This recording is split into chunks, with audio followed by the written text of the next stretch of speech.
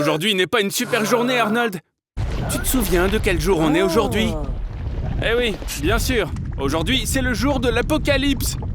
Un volcan est déjà entré en éruption. Ensuite, on a le tsunami. Et pour couronner le tout, une grosse météorite arrive. L'éruption d'un supervolcan est un excellent exemple d'une possible apocalypse que nos ancêtres ont déjà vécue. Par exemple, l'éruption du volcan Toba, il y a 750 000 ans. Il a réduit la population humaine à seulement 3500 personnes. Et elle a également rapproché le début d'une ère glaciaire. T'as l'air si calme, Arnie, dis-moi. Comme si tu avais déjà une solution. Arnold, t'as l'air bien préparé? Oh, je suis fier de toi. Une montgolfière. Sérieux? Attends, tu l'as faite toi-même? Ouais, on dirait bien. T'es sûr d'avoir vraiment besoin de tout ça? Ou alors tu vas te servir de cette télé comme lest? Bon, allez, allons-y. Tu n'es pas le premier à fabriquer un ballon de tes propres mains. Larry Walters a attaché des ballons météo à une chaise. Et il s'est lancé dans le ciel, presque jusqu'à 5 km. Le résultat de son vol a été de décrocher un billet de 1 500 $, une altitude record pour un vol sur ballon, et bien sûr un prix Darwin. Survivre à l'apocalypse au niveau des nuages est une excellente option. Tu ne pourras pas te faire toucher par un tsunami ni un tremblement de terre. Mais regarde, il y a une météorite, et en raison de la friction, sa température est maintenant supérieure à 1500 degrés. Les vraies montgolfières sont fabriquées en tissu unifugé. Rappelle-moi, Arnold, qu'est-ce que t'as utilisé déjà? Ah, tu crois que c'est terminé? Voici venir la pluie de débris de météorites. Alors, Arnie, combien de temps tu penses continuer comme ça? Le premier tour du monde en ballon sans escale a été réalisé par Piccard et Jones le 1er mars 1999. Ils ont atterri en Égypte après un vol de 41 000 km.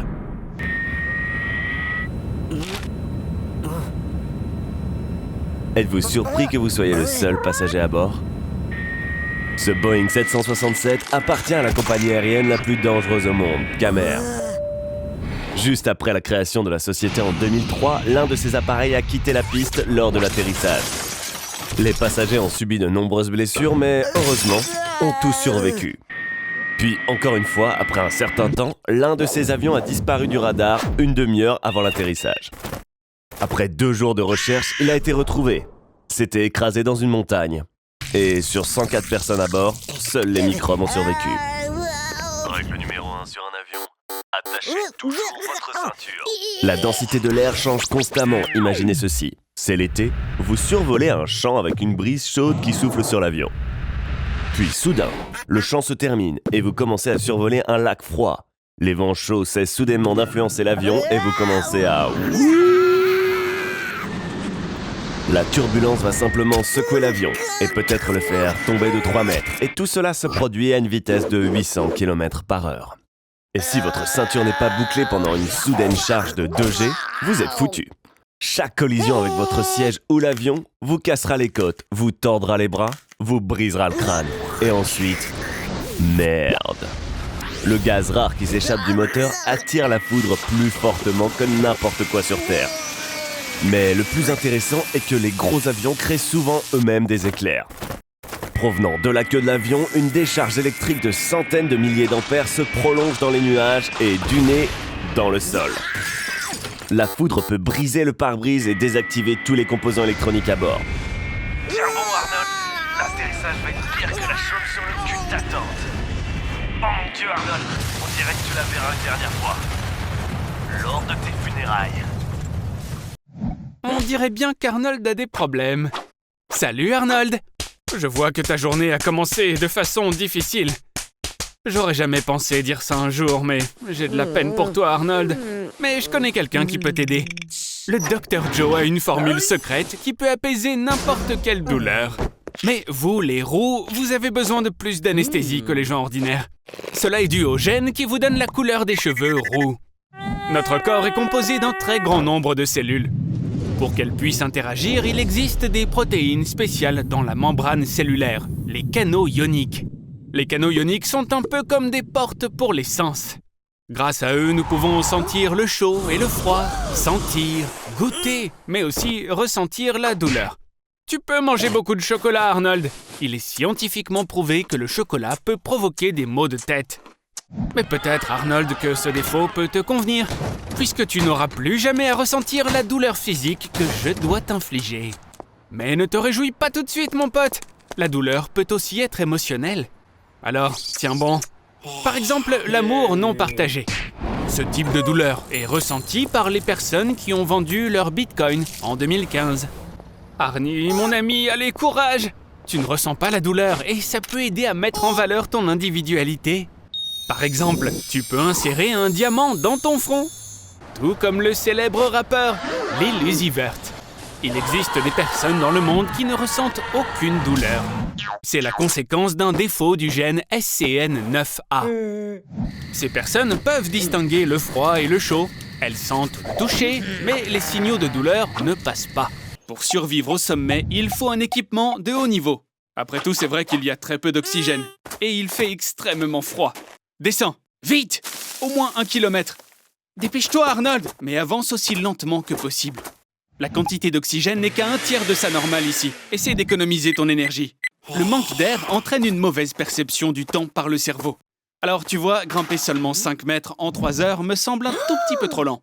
Heureusement, le vent au sommet atteint 200 mètres par seconde et il peut nous aider. Tu peux voler sur 8 km en seulement 3 minutes. Mais attention, les sommets pourraient te gêner. Bon, t'as de la chance, t'es tombé dans les ordures. Les touristes qui viennent découvrir l'Everest laissent tellement d'ordures sur la montagne que le gouvernement paye 2 $ pour chaque kilo d'ordures ramassées. Je vois que t'es en train d'essayer de me rembourser mes 50 000 $.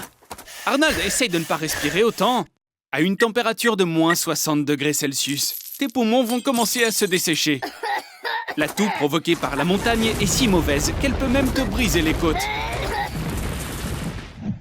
Je suis vraiment désolé, Arnold, mais les alpinistes ne peuvent pas retirer les cadavres de l'Everest. C'est impossible.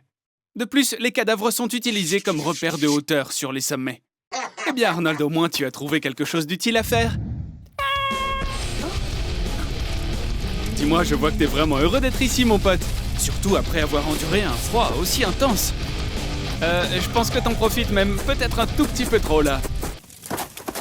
Salut, Arnold.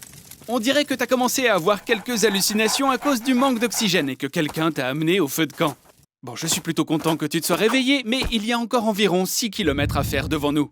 Malheureusement, je ne pense vraiment pas que tu aies encore la force de rentrer chez toi. Ah mais attends, Arnold, j'ai une idée. Tu peux tenter de répéter l'exploit de Marco Siffredi.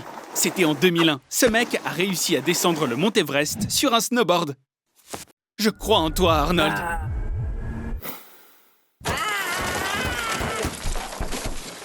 Plusieurs os cassés et des engelures qui ont l'air d'être au dernier stade.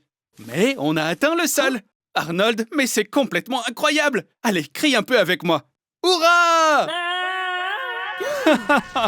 Arnold, je plaisantais. Tu peux pas faire ça. Tu peux pas crier dans les montagnes. Ça peut déclencher une avalanche. T'inquiète pas, Arnold. Je vais pas te laisser ici. Tu sais que tu me dois toujours 50 000 $, hein? Quelle merveilleuse matinée. Voici Arnold. Hé! Arnie, mais t'es où? Prépare-toi, Arnold, parce qu'une nouvelle expérience t'attend. C'est une baignoire pleine d'eau bouillante. Arrête de regarder Netflix et arrête d'envoyer des SMS à Suzy. De toute façon, elle va pas te répondre. Allez, c'est pas vrai? Est-ce que tu vas enfin la rencontrer? Quel loser! T'es sérieusement déprimé, mon pote? L'Organisation mondiale de la santé estime que la dépression touche 3 millions de personnes dans le monde, ce qui représente environ 4% de la population mondiale. La dépression se produit en raison d'un déficit de neurotransmetteurs dans le cerveau, sérotonine, norépinéphrine et dopamine. Sans ces substances chimiques naturelles, même tes activités préférées cessent d'être agréables et les couleurs deviennent grises. Et tout ça peut se finir de façon tragique. Alors évite de faire un truc stupide, Arnie. Arnold, tu as des millions de fans dans le monde sur YouTube. Pourquoi tu ferais ça?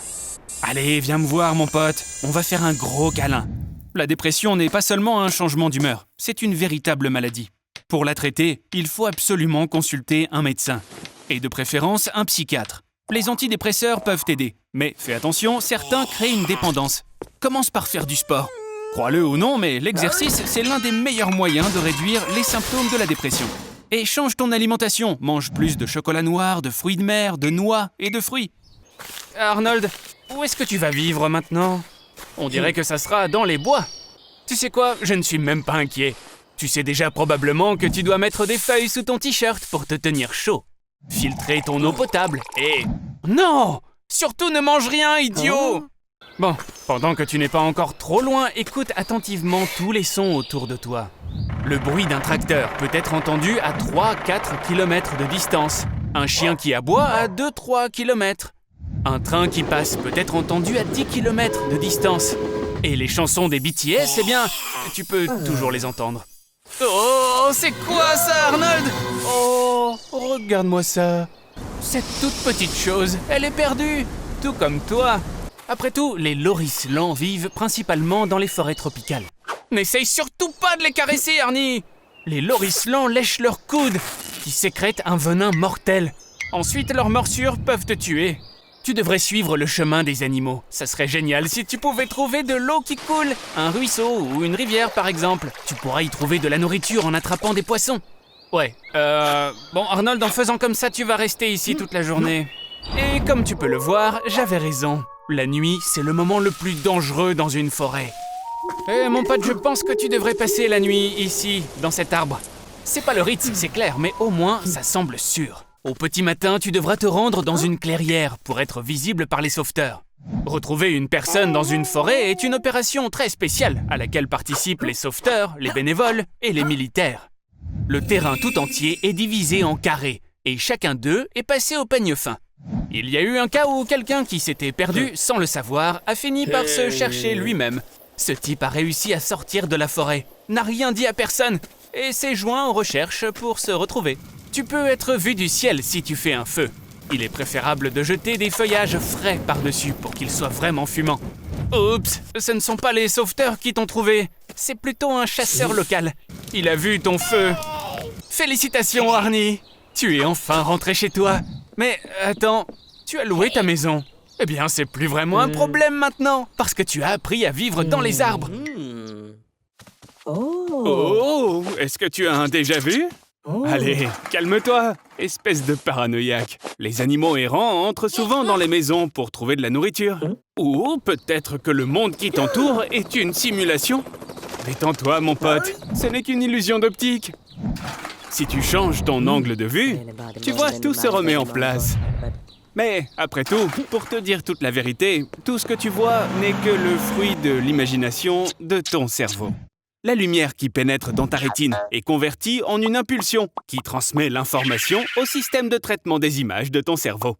De là, le signal est analysé par ton cerveau et tu vois ce que tu vois. Et quand... Oh, wow, wouhou, quelle beauté! Est-ce que ce serait un autre bug ou les conséquences des tendances populaires sur les marchés de masse? Une telle synchronicité peut faire penser qu'on a perdu la tête. Oui, Arnold, tu as raison, il faut absolument que ça se soit enregistré. Mais tu dois sortir ton téléphone de ta poche très lentement et avec précaution, mon pote. Sinon, la police pourrait penser que tu es en train d'attraper une arme. Voilà comment fonctionne l'illusion. La formation réticulaire de ton tronc cérébral commence à s'exciter. Hé, où est-ce que tu vas, espèce de lâche? Arnold! C'est qui, ça? Oh non, non, non, non, non, n'y pense même pas! Tu n'es pas dans la matrice! Ça, c'est une mauvaise idée, Arnold. Presque aussi mauvaise que de faire une suite à la trilogie légendaire, d'ailleurs. Voici Arnold en pleine hallucination. Et les effets sont maintenant 300 fois plus forts. Et le cerveau d'Arnold se transforme en pâte à modeler. Enfin, comme lui, quoi. Ça nécessite une intervention médicale sérieuse. Quoi? C'est quoi, ça? Moi aussi, je suis en train de bugger ou quoi? Comment on peut savoir ce qui est réel et ce qui ne l'est pas? Raconte-nous tes propres bugs. Dans les commentaires. Salut, Arnold! Bon appétit, Arnie! J'ai comme l'impression que c'est une mauvaise idée. S'il te plaît, ne t'étouffe pas avec ça! Arnold, je ne trouve pas ça très pratique si tu décides de mourir maintenant. J'ai tellement d'autres idées d'expérience avec toi. Mais peut-être qu'on pourrait transférer ta conscience sur une clé USB. Je me demande combien de gigaoctets on aurait besoin. Je sais que c'est difficile à croire, mais le cerveau d'Arnold a une densité de mémoire énorme. Sa capacité est l'équivalent d'environ 2,5 millions de gigaoctets. Et pour cela, nous aurons besoin de 2500 disques durs d'un volume de 1 teraoctet chacun. Abonne-toi et like cette vidéo pour apprendre d'autres faits intéressants comme celui-là. Pauvre petit bonhomme. T'inquiète pas, Arnie. Bientôt, tu seras un cyborg. Mi-robot, mi-humain. Et alors, tu n'auras plus peur de rien du tout. En revanche, tout le monde aura peur de toi.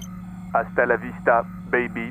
Une grande partie du cerveau est occupée par divers processus vitaux. Même pour libérer une flatulence, des millions de neurones sont nécessaires. Le volume de la mémoire sémantique, c'est-à-dire les informations sous forme de symboles, les connaissances sur le monde, est nettement inférieur au volume total. Par exemple, pour apprendre tout l'anglais, il ne faut que 12 mégaoctets. Ne t'inquiète pas, Arnold, on a réussi à transférer toutes les données de ton cerveau. Bon, il faut dire que c'était rapide, il n'y en avait pas tant que ça. Tout a tenu sur une seule clé USB. J'en ai même profité pour installer quelques nouvelles fonctions.